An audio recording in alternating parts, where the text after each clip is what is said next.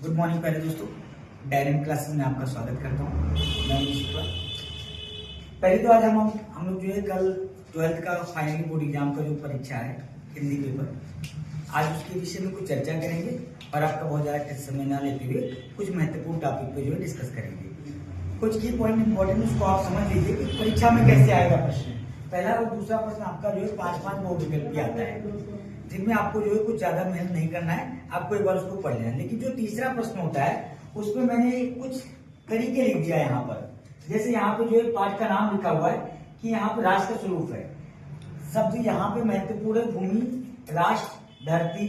अगर ये पृथ्वी और गांव, अगर ये शब्द आता है किसी भी पैराग्राफ में तो वो उस पाठ का नाम होगा राष्ट्र का स्वरूप। और इसके लेखक कौन होंगे? वासुदेव नारायण अग्रवाल।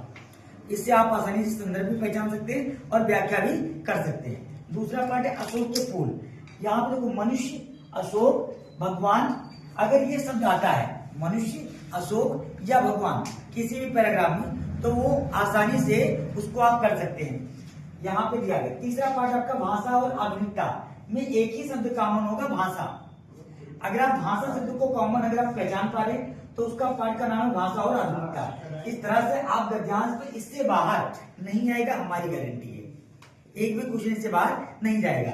अब अगर पद्यांश की बात किया जाए तो पद्यांश में जैसे पवन दूत का पाठ का नाम है, यहाँ पर महिला या प्यारे नो, अगर ये शब्द अगर आता है तो ये आपका जो है पवन दूत का पाठ से लिया गया।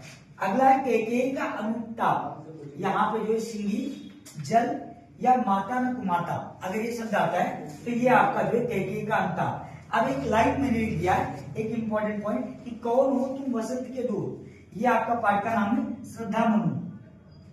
इससे बाहर जो है अगर ये लाइन आता है तो श्रद्धा मनु से लिया गया है। और फिर मैं नीर भरी दुखी गगरी, इसका मतलब होता है कि गीत के पाठ से लिया गया है और इसके जो लेखिका है वो महादेवी वर्मा है। अगर इसको आप इस तरीके से पॉइंट करके लर्न करेंगे तो आपके लिए महत्वपूर्ण रहेगा। जय हिंद दोस्तों।